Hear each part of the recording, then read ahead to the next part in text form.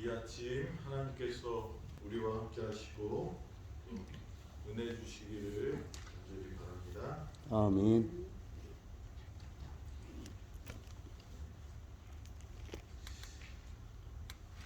모세는 애굽 사람을 죽임으로 하나님께서 하시겠다고 한 그 약속을 자신의 손으로 그것을 처리하겠다는 그런 아브라함과 이삭과 야곱이 했던 실수를 다시 반복합니다. 하나님의 뜻은 모세가 생각한 대로 전쟁으로 그의 백성을 해방시키는 것이 아니라 하나님께서 그 일을 하시겠다고 하신 것을 모세는 자신의 힘으로 그것을 하려고 합니다. 목적이 좋아도 방법이 하나님의 뜻이 아닐 때는 그것은 실패할 수밖에 없습니다.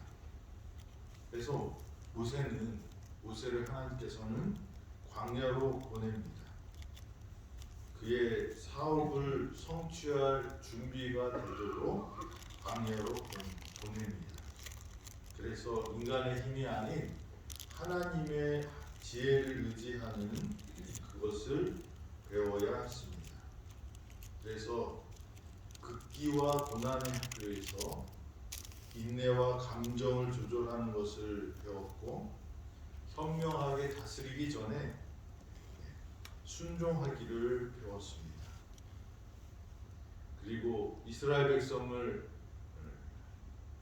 하나님의 뜻대로 가르치기 전에 그 자신의 마음을 그분과 완전히 조화되게 하는 그 교육을 광야에서 배우게 됩니다.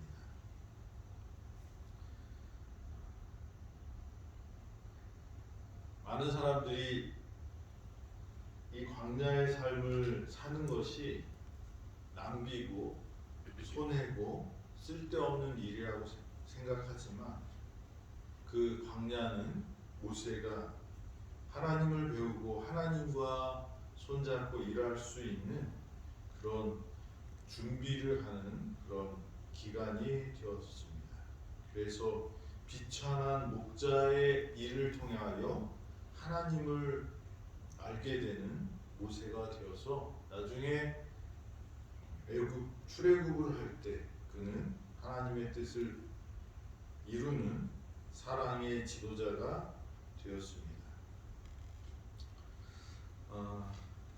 출애굽기 3장으로 넘어가면 이제 모세가 그 광야로 도망가서 미디안 제사장 이드로의 집에서 있게 되는데, 40년 동안 이 목자의 삶을 살았는데, 그때 2절부터 보면 여호와의 사자가 떨기나무 가운데로부터 나오는 불꽃 안에서 그에게 나타나시니라. 그가 보니 떨기나무에 불이 붙었으나 그 떨기나무가 사라지지 아니하는지라. 모세가 40년 동안 광야에서 양을 치면서 하나님을 배우고 있을 때, 출애굽기 2장 23절부터는 하나님께서 이스라엘 백성들의 탄식과 부르짖음을 듣고 계시고 그 고통 소리를 들으시고 하나님의 언약을 기억하여서 하나님께서는 이스라엘 백성들을 기억하셨더라, 이렇게 말씀하십니다. 그리고 그 소리를 듣고 모세를 부르는 장면이 바로 이 출애굽기 3장 2절의 말씀입니다. 하나님은 여기에 무엇으로 나타나죠? 불꽃 안에서 나타나시니라, 이렇게 말씀하십니다. 그리고 그 불꽃은 떨기나무, 이 덤불, 가시덤불이라고 부릅니다. 그 떨기나무에 붙어 있는데 어떻게 해요? 떨기나무가 사라지지 않고 불은 있는 그런 모습으로 나타납니다. 불은 다 태워버립니다. 그죠? 예. 예. 우리 제가 있던 교회에 그 장로님 댁에 그 화목나무가 있었어요. 근데 겨울에 화목나무에다가 이제 나무를 넣고 그리고 잤는데 거기서 불이 붙었어요. 근데 다행히 불이 붙어갖고 거기 막 탔는데 집으로 번지진 않고 밖에 그 창고에 있는 화목나무 난로와 그 주변을 다 타버렸어요. 그러니까 봤더니 이제 창고를 지을 때는 샌드위치 판넬을 이렇게 짓잖아요. 그러니까 이게 보일러가 뜨거워지면서 불꽃이 그 샌드위치 판넬 위에 있는 그 스티로폴에 올라 붙어갖고 다 타버렸어요. 근데 그 탄 곳은 아무것도 남아있지 않아요. 뭐죠? 그 보일러만 이렇게 있고 그냥 싹 다 없어집니다. 동해안에서 산불이 자주 나잖아요. 봄에 산불이 날 때 보면 이 12m짜리 이 길이 있는데 그 길을 뛰어넘는 돼요. 어떻게 불이 그렇게 넘냐 그랬더니 이 소나무가 타면요, 소나무 둥치가 타다가 이게 송진이 막 나와가지고 하늘로 올라간대요. 올라갔다가 땅에 딱 떨어지면서 팍 터지면 그게 바람하고 같이 이게 확 불이 일어나. 그래서 아주 그 동해안에 소나무가 많은데 그게 탔다고 하면 아주 그냥 너무너무 무섭다고. 불난데 가면 어떻게 돼요? 아무것도 안 나와요. 그냥 나무 이렇게 시꺼먼 나무가 이렇게 좀 몇 가닥 있고 다 풀이고 뭐 다 타고. 집들은 어떻게 돼? 다 이렇게 소멸시키는 것이 뭐예요? 불이 세면 이 우리나라에서 인공태양을 5초간 이렇게 했다고 그래요. 근데 그 인공태양을 만들면 그거를 5초간 이게 하도록 하는 게 엄청난 거라는데 그거를 담아놓을 그릇이 없어서 문제예요. 그러니까 다 녹여버리고 다 태워버려서 그렇다고 그럽니다. 불은 특성이 뭐예요? 태워서 소멸시키는. 쓰레기가 이만큼 있어도 옛날에 그 시골에 가면 다 태워버렸어요. 지금은 큰일 나지만 옛날에는 어떻게 다 태워버렸는데 태워버리면 산 같은 것도 그냥 다 재가 돼서 날아갑니다. 불의 특징은 다 태워버립니다. 그래서 마지막 때에도 하나님께서 이 지구를 무엇으로 정결케 하신대요? 불로. 그런데 여기에 나오는 출애굽기 3장에 나와 있는 불은 붙었는데 뭐가 없어요? 소멸되지 않아요. 타서 없어지지 않습니다. 우리가 캠프 같은 데 가면 모닥불을 펴놓으면 거기에 뭐가 달라들어요? 네, 불나방이 들어오면 걔네들은 죽는 줄도 알고 그냥 와갖고 죽습니다. 하나님의 불은 일반 불하고 다릅니다. 여기에 보면 하지만 떨기나무를 사르지 않는 그 불은 그들을 연단시키는 노예 생활의 고통을 상징하는 것으로 생각할 수 있다. 그러나 떨기나무는 사라지지 않았다. 그리고 단련의 불꽃 속에서도 여호와는 그분의 백성을 죽음에 붙이지 않았다. 사라지지 않는다. 그래서 일반 불이 날라면 그 불을 내기 위해서는 뭐예요? 초를 우리가 쓸 때 보면 거기에다 불을 붙이면 그거는 초를 태워가면서 불이 납니다. 그러니까 일반적인 것은 뭐예요? 불이 있다는 것은 불에 불을 낼 수 있는 연료가 공급되어야 된다는 말인데, 하나님의 불은 어떻게 있어요? 태우는 것이 없이 스스로 존재하는 그런 불이었고, 그리고 그렇게 하나님께서 나타나셨습니다. 하나님은 소멸시키지 않는 분이에요. 없애버리기 위해서 우리를 태워버리는 분이 아니에요. 모든 불들은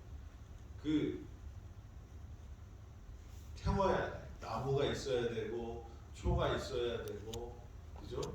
뭐 태워야 될 게 있지만, 하나님께서는 그 나무에 불이 붙어 있는데 나무를 태워 없애는 것이 아니라 나무를 그대로 두시고 소멸시키지 않는 그런 분이라는 거죠. 하지만 불 붙어 있지만 태워 버리지 않는 분이 하나님이시라는 것입니다. 우리 하나님은 우리와 함께해도 우리를 없애는 것이 아니라 우리를 존재케 하는 그런 분임을 우리 이 불꽃 속에 나타난, 떨기나무의 불꽃으로 나타난 하나님을 통하여 우리가 볼 수 있습니다. 3절에 이에 모세가 이르되 내가 돌이켜 가서 이 큰 광경을 보리라. 떨기나무가 어찌하여 타지 아니하는고 하니 그때에 여호와께서 그가 보려고 돌이켜 오는 것을 보신지라.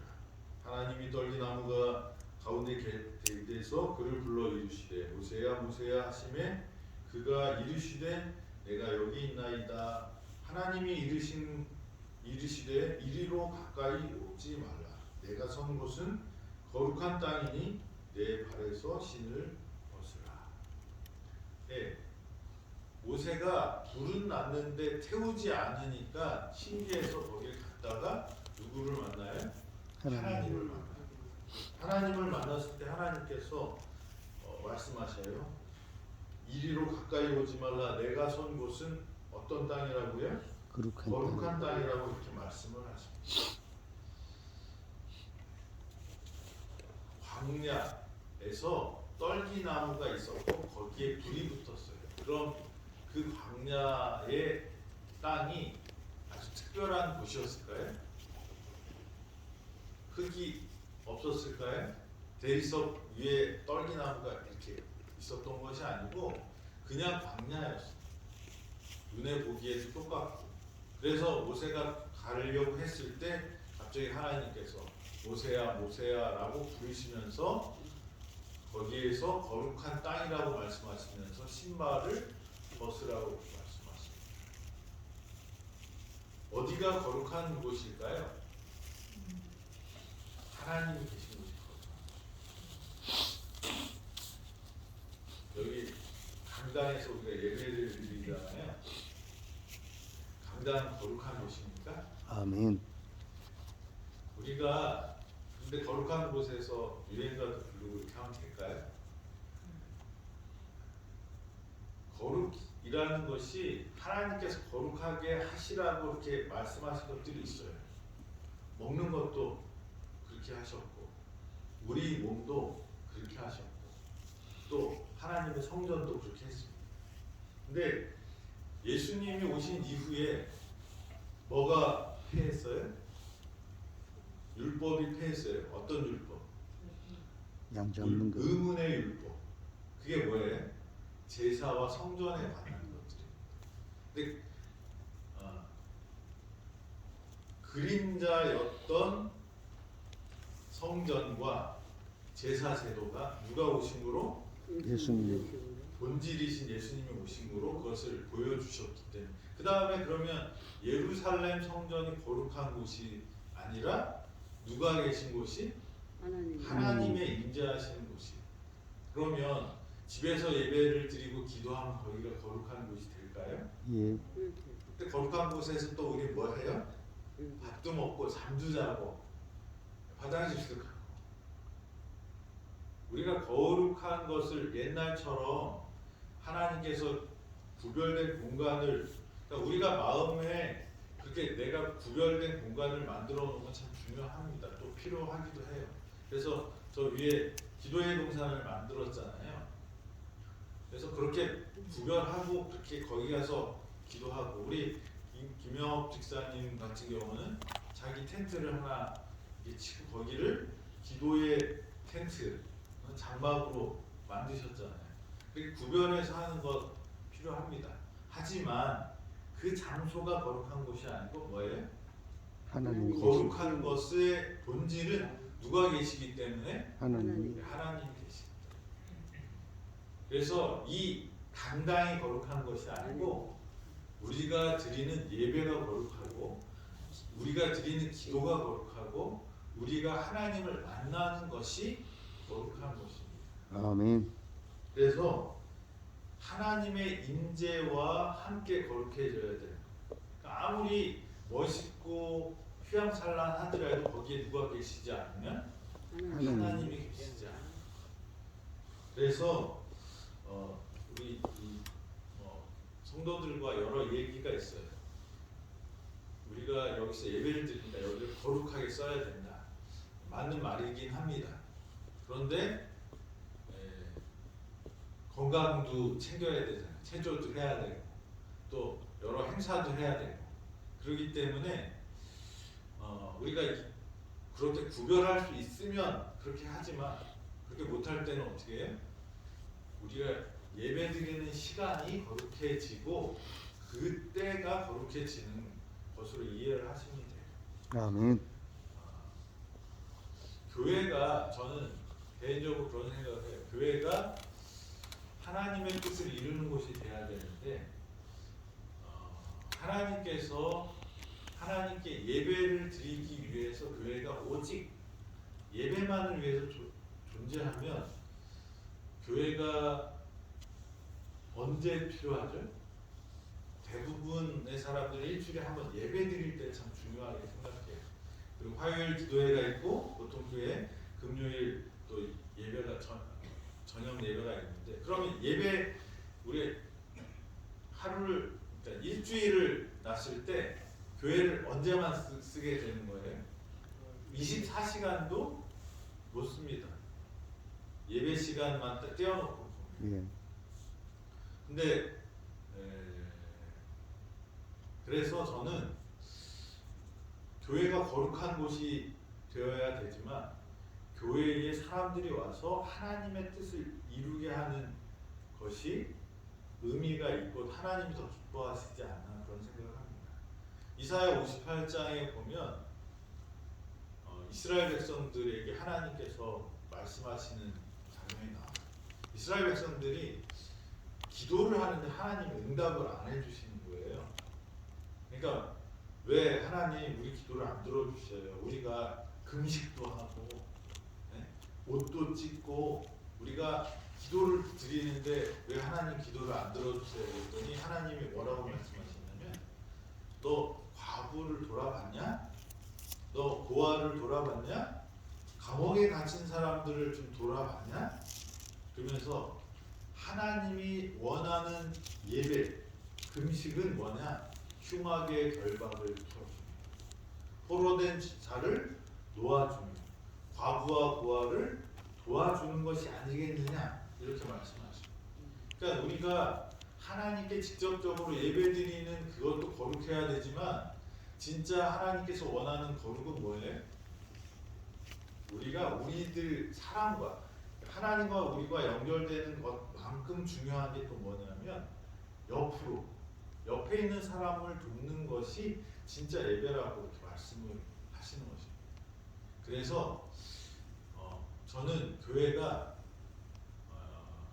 안식일만 사람들이 오는 그런 게 교회가 아니고 평일에도 교회에 와서 은혜를 받고 가야 된다고 생각해요. 그러면 교회가 아이들을 가르치는 공부방이 될 수도 있고, 그죠?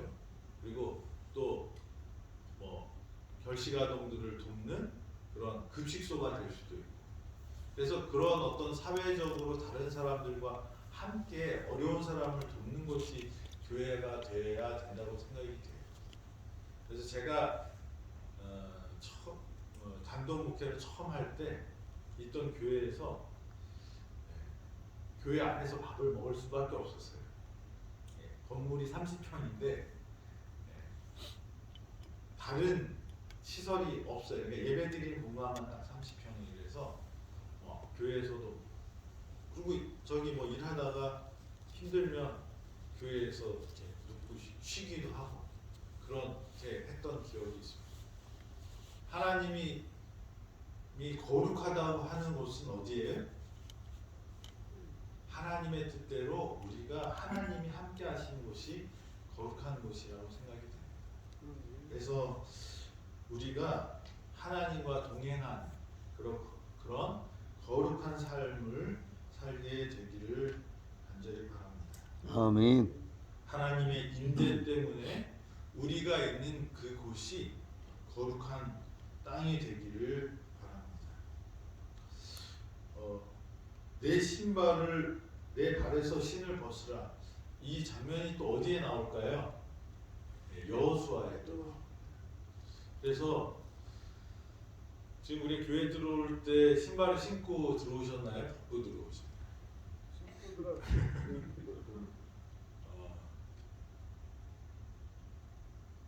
저희가 어렸을 때는 교회 들어갈 때 신발을 다 벗고 들어. 들어갔어요. 요즘에는 다 신고 신고 다니. 들어가요. 몇 년 전까지만 해도 교회에서 신발장을 치우냐 아니면 신발장을 그대로 두느냐 갖고 많이 좀 이렇게 의견이 충돌이 된 적들이 있어요. 그러면 신발을 벗고 들어가야 된다고 하시는 분들이 말씀하시는 성경절이 뭐예요? 여기 있는 말씀이에요. 하나님이 계시는 곳은 거룩한 곳이니 뭐를 벗어야 돼요? 신발을 벗어야 된다. 신발을 벗어야 돼요. 예수님 시대에 신발, 발에 관련된 일들이 많잖아요. 그 팔레스틴 지방에 사람들이 신던 신발은 우리의 신발과 같을까요? 좀 달랐을 것 같아요. 다를 것 같아요. 어떻게 달랐을 것 같아요? 그거는 샌들 같은 샌들이죠. 신발을 많이 신었다고. 그러니까 그래서 그 샌들 같은 신발을 신고 다니기 때문에 걸어 다니면 발에 뭐가 많이 묻어요? 흙이 많이 묻을 수밖에 먼지가 없죠. 많이. 그러니까 기본적으로 어딘가 좀 깨끗한 데를 가려면 어떻게 해야 돼요?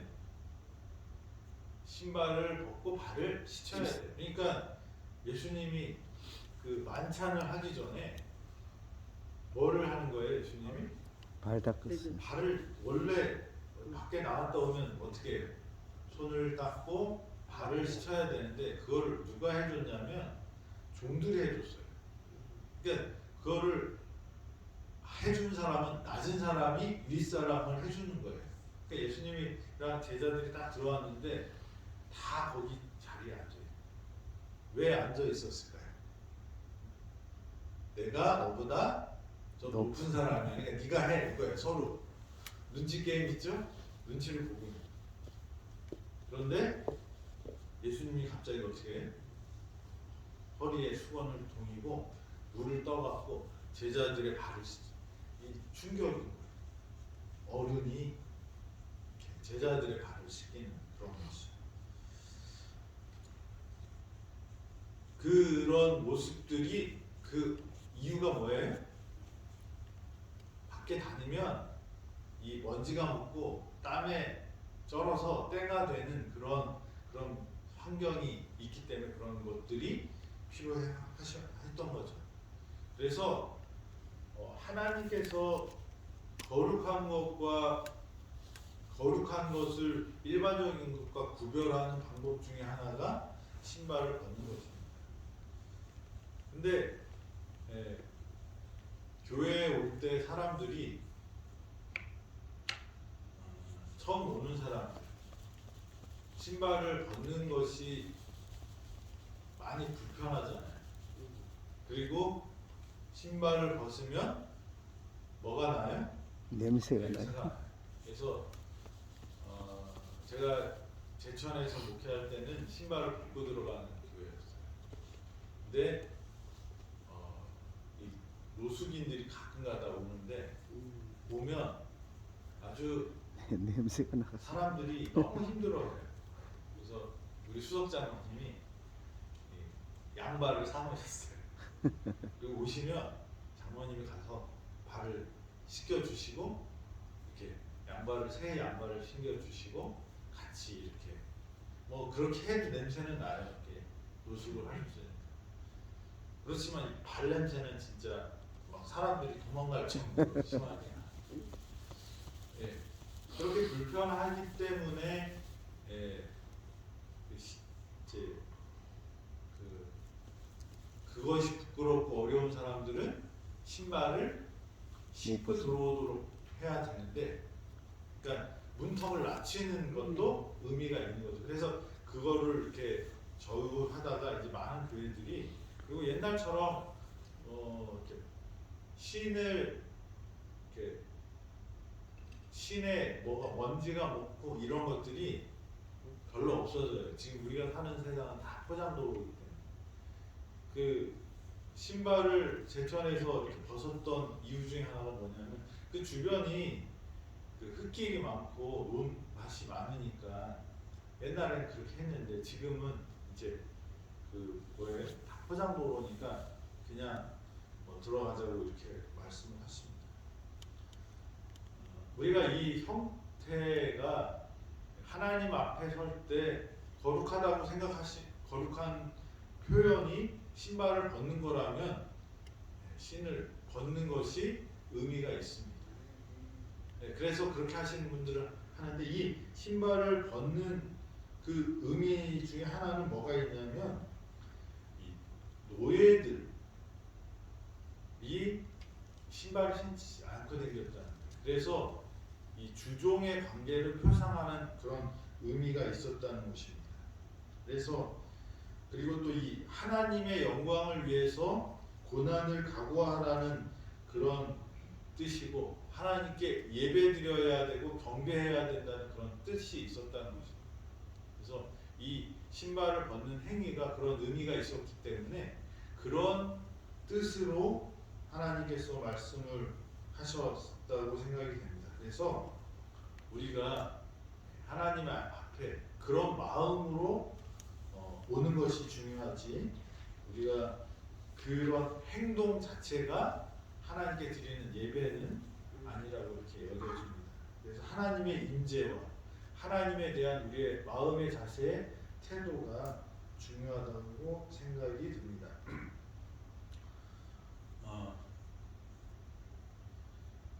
그리고 다음에는 우리 하나님께서 6절부터 8절까지 나오는 하나님의 그 말씀을 통하여 어떤 하나님이신지를 좀 살펴보고자 합니다. 오늘 말씀을 마치면서 기도하고 말씀을 마치겠습니다. 기도하시겠습니다. 아버지 하나님, 우리의 부족함을 채우는 광야를 허락하심을 감사합니다. 아멘. 광야에서 내가 알지 못했던 하나님의 뜻들을 발견하고 그것에서 하나님을 만나고 하나님과 동행하는 저희가 되어서 모세처럼 하나님께서 부르실 때 쓰임받을 수 있는 당신의 사명자들 되도록 인도하여 주시옵소서. 광야에 있다고 한탄하고 후회하고 괴로워하기만 하는 사람이 아니라 하나님의 섭리를 믿고 하나님께 나아가고 하나님의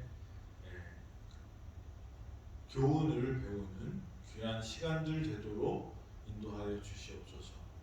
오늘 우리의 아픔과 우리의 슬픔을 아시고 우리의 부르짖음을 듣는 하나님께서 모세를 부르셨던 것처럼 저희의 아픔과 슬픔을 들으시고 우리에게 다가오시는 그 태우지 않는, 소멸시키지 않는 하나님을 만나는 경험을 있게 하시고 그 하나님으로부터 우리가 정결케 되고 또 다시 소생케 되는 우리의 인생들 되도록 인도하여 주시옵소서.